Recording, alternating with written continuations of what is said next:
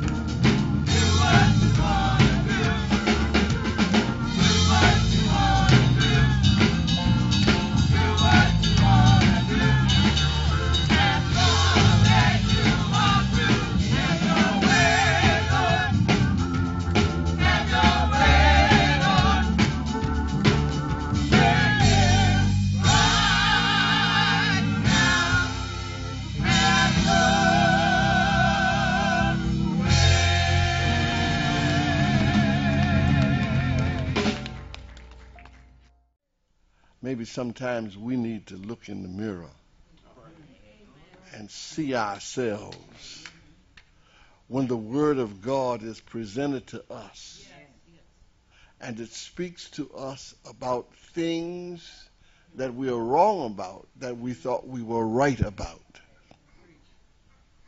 Maybe that'll come through clear.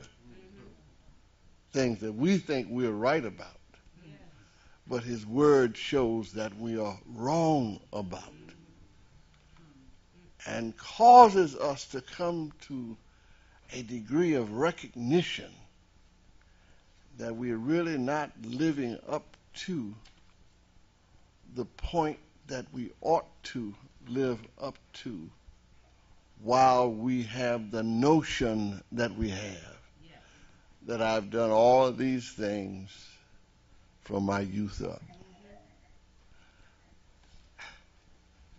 I guess I have to say here, aren't we all guilty of pride and proudness that we ought to not have? Don't all of us have in our character something that makes us feel pompous and better, and causes us to look down our noses sometimes at others because we feel we are better and we've been at it a long time, and there is to be seen a great deal more of perfection in us than there is in other people.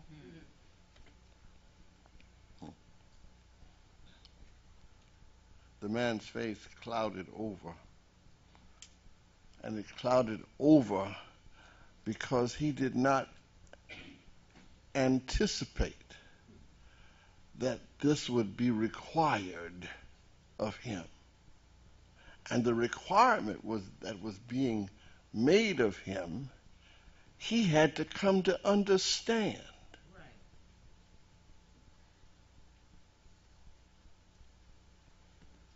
Let me put it this way. There is more to being a Christian than just keeping the commandments. I'll repeat that. There is more to being a Christian than just keeping the commandments. If we were to take a vote about how people live and what they do and whatnot, and if we went down a list and started asking some questions and saying, vote on this, somebody would say, I'm not guilty of any of those things.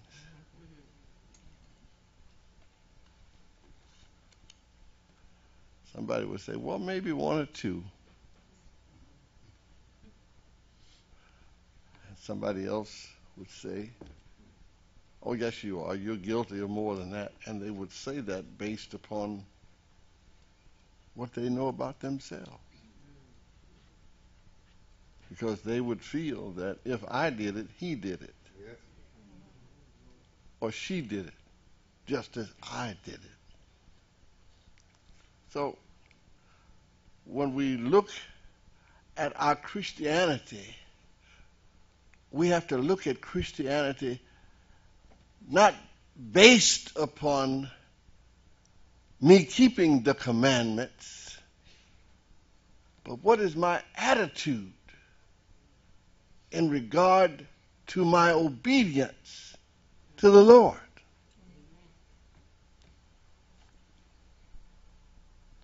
My mother used to tell me to do certain things, and let me tell you, if you be honest with yourself, I used to just blow up inside. But I did it.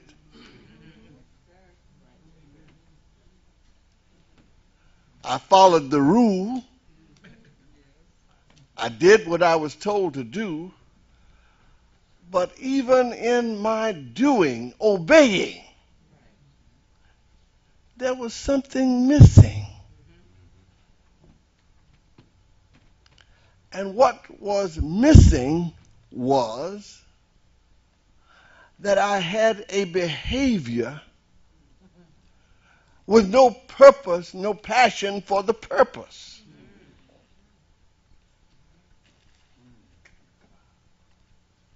There are a lot of folk in church like that.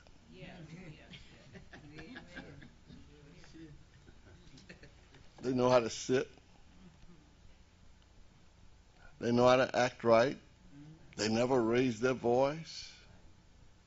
There are a lot of things that you can map that they'd never do. But in them, there's a spirit.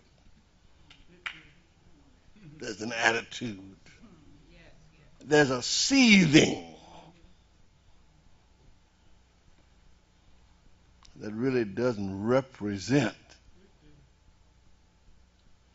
truly being committed as a disciple of Jesus Christ. Many of us have that guilt. And we need to recognize that the nature of discipleship is not simply my doing the commandment,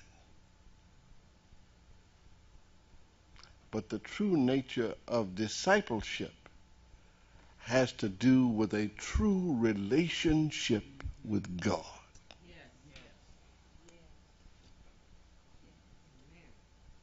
And when I say a true relationship with God, I mean that as a disciple of Jesus Christ, I should not be griping about what I am doing or what God calls me to do. I ought not be turning over on the inside saying, oh, I wish I didn't have to do this. I wish he wasn't in the way. I wish she wasn't in the way.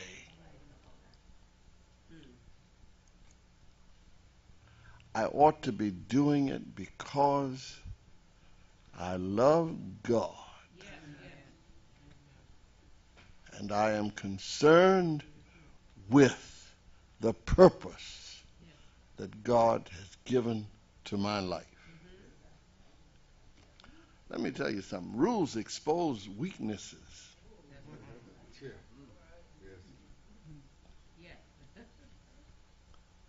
Rules expose weaknesses. When I get to trying to keep the rules, there's a square that I've called my private square that these things bump into. And I began to see the true me. The me that has not really given himself up to the calling that is made to me. Have you ever been there? Have you ever been there where you found it a discomfort to respond to what you are called to be as a child of God?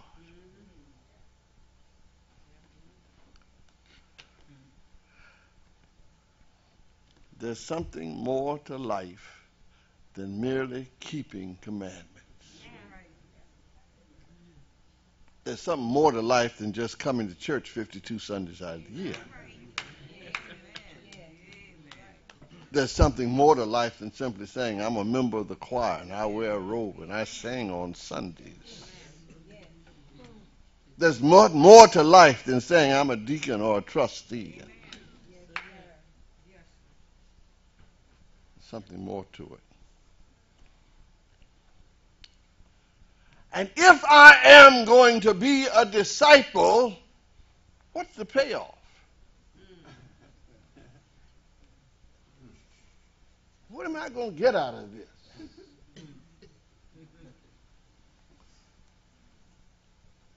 And in simple review, this rich ruler had come and listened to his words. What must I do to gain eternal life? I want to repeat that question and ask you to look into it. What must, personal pronoun, I, underscore it, put a circle around it. What must I do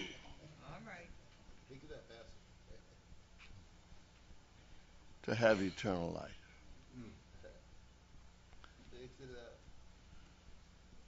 And that's the kind of question that we ask. What must I do in order for my life to be rich and wealthy, to have all of the things that I want, the comfort that I'm seeking? What must I do? And it was natural for Jesus to tell him, oh, these are the commandments. What are you doing with them? But do we see beyond the commandment? Number one, there's nothing you can do to get or inherit eternal life. Nothing. So the first barrier that has to be removed is your misconception of what this is all about. For you see, this life that we're talking about, this gain that is eternal that we're talking about, is not something that we work out.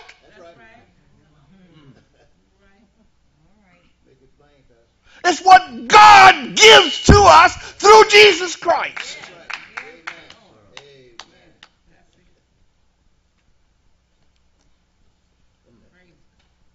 I don't care how much you have, how brilliant you are, how bright you are, how controlled, disciplined you are. Ain't no way you're going to get there on your own.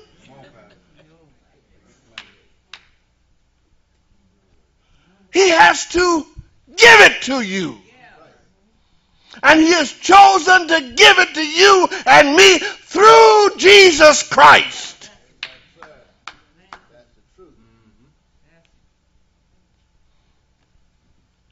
And that's the way you're going to make it in. And that means our theme this year that calls us to obedience has to do with the acceptance of the fact that we live and have our being in Christ.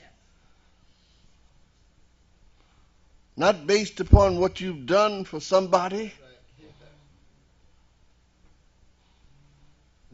Not based upon what you've given to me or given to the church. You don't get to heaven on that. If you think so, you're headed just as straight to hell as you can go.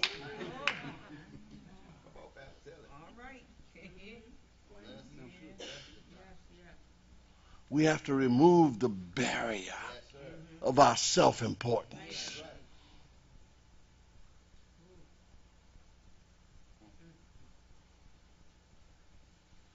And the only way to remove that barrier of self-importance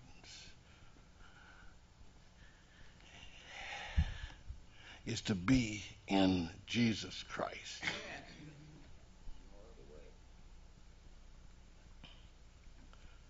And to be in Jesus Christ, we must recognize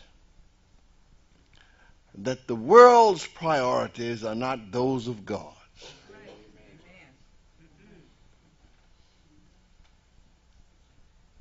The world's priorities are not those of God. Well,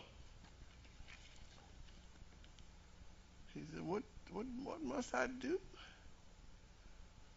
Jesus looked at him hard, loved him, understood the struggle.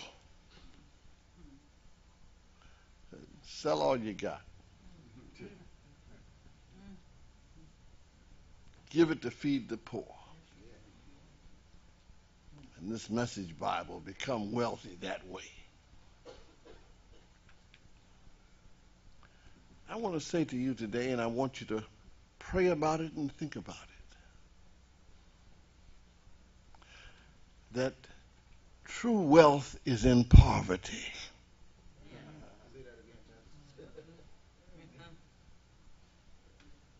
True wealth is in poverty.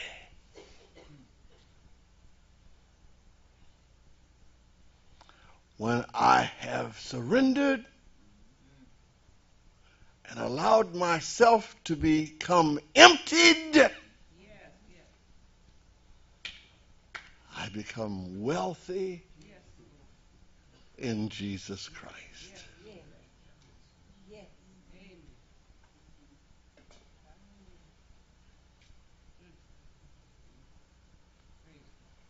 Let me tell you something. There's nothing that can hurt you in this world if you're in Christ.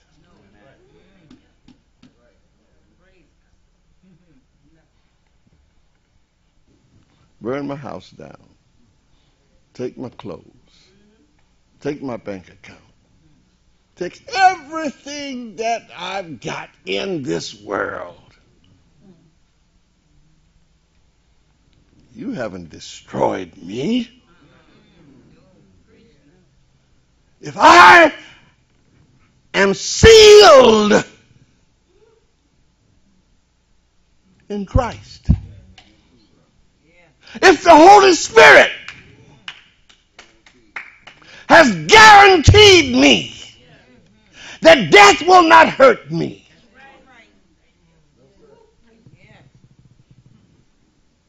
if God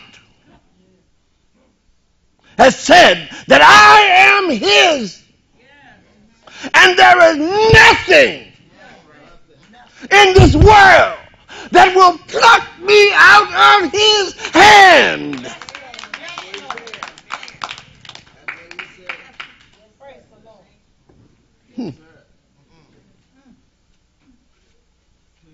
I'm wealthy.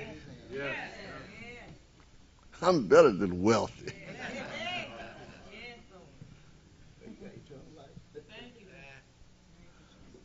I've got something that is beyond the world and all of its power.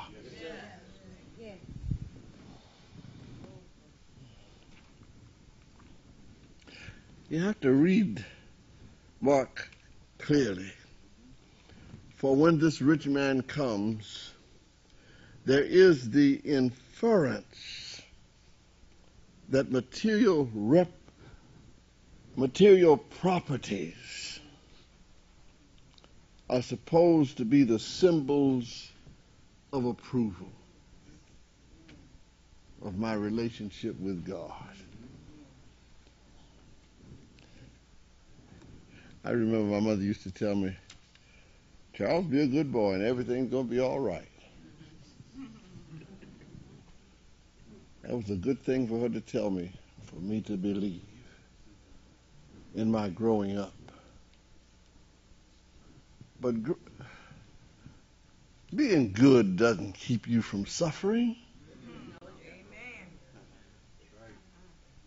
Being good doesn't keep you from cancer. Being good doesn't keep you from being poor materially.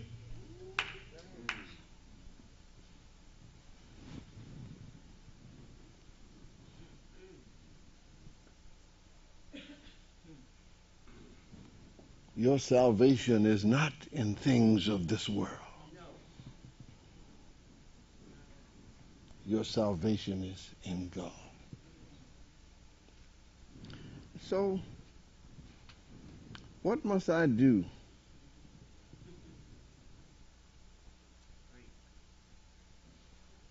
to inherit eternal life? We used to sing a song some time ago. My God's getting us ready for that great day. You all remember that? We've gotten too sophisticated these days to sing those simple, basic songs. My God's getting me ready for that great day. Let me hasten here. Listen to what Peter says in those last verses. He says, we left everything and followed you. Jesus said, mark my words, no one who sacrifices house, brothers, sisters, mother, father, children, land, whatever because of me,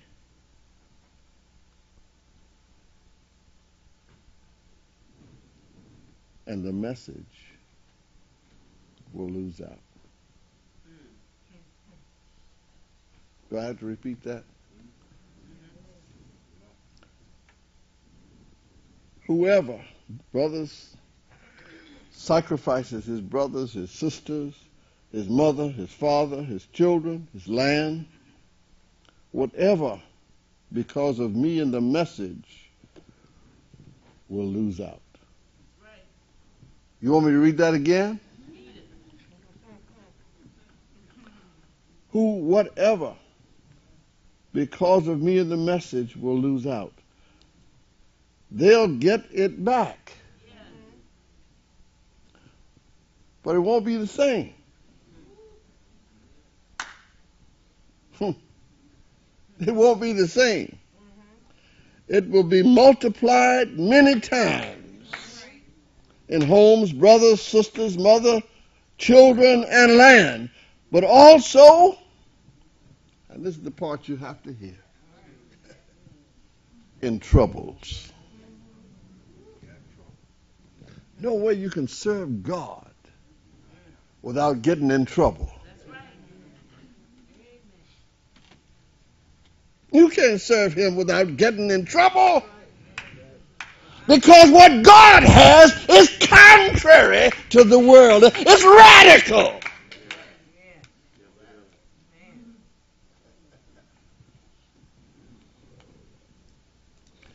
So when we talk about my God getting us ready for that great day, God is taking us through some radical changes. Not easy, little things. But God is taking us through some radical changes.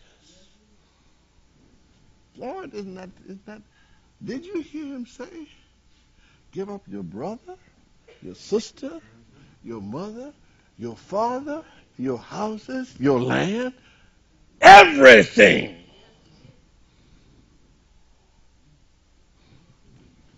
Peter reminded him, didn't we give up everything? They were down there at the lake and they just threw off everything to follow Jesus. Let me close with this.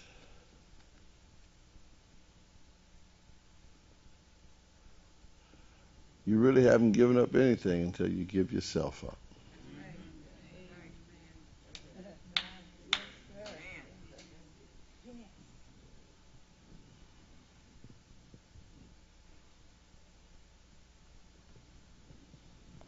When you give yourself up to Jesus, in him, you have the experience of eternal life. Not simply the anticipation of the future, but the experience of the present.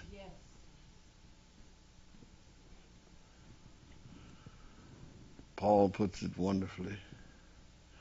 I am convinced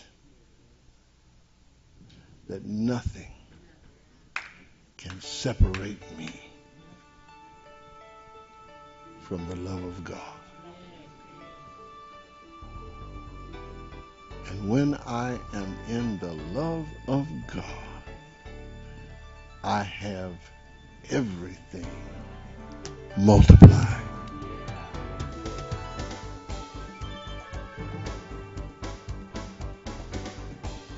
The nature of discipleship is in Jesus Christ. Not in me, not in you, in your ways, but in Jesus Christ, in whom we are sealed by the Holy Spirit.